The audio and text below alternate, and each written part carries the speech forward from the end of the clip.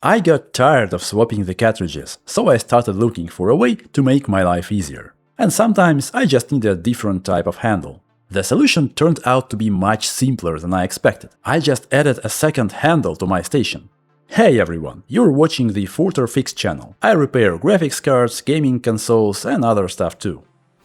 In my work I actively use two main tips, knife and chisel. Sometimes it's bevel or conical, but knife and chisel are the main ones. Swapping cartridges is easy, but it still gets kinda tiring. The most convenient option is to have two soldering irons with different handles, or even more. But buying an extra station for every handle? No, thanks.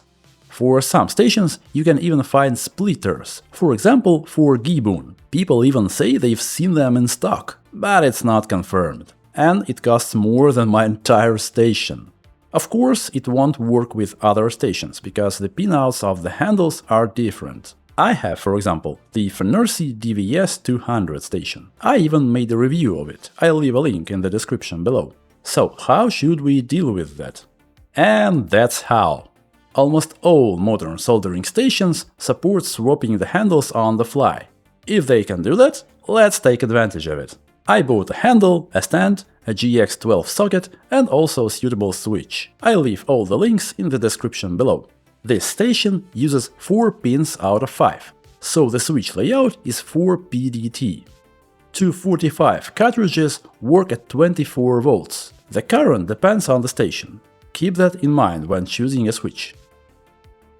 By the way, always check the pinout of separately bought handles. They can be different from yours. Here's the pinout for the Fnirsi. I'll leave a link in the description below. And of course, we should also connect stands together for the tech to work properly. I used a hand reamer to make the holes in the case. For plastic, it's easier and more reliable than a drill. It's important to use wire with a gouge no smaller than what your station originally uses for a socket.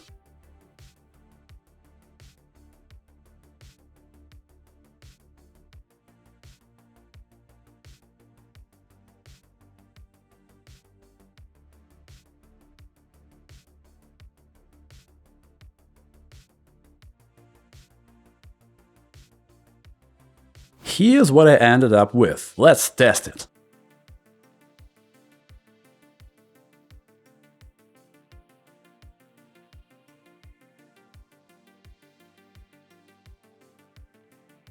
The Fnirsi station has a delay when detecting the handle. That's why if you switch too quickly, the cartridge may not be detected. But in this case, you can just touch the stand with a tip to make it work again.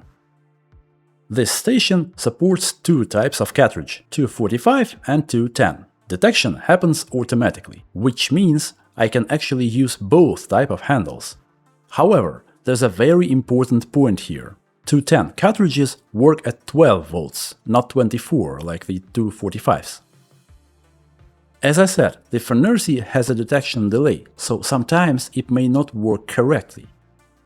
24 volts may damage the 210 type cartridges. That's why, when working with the 210 handle, I simply turn off the station before switching. Quick and easy, that's it.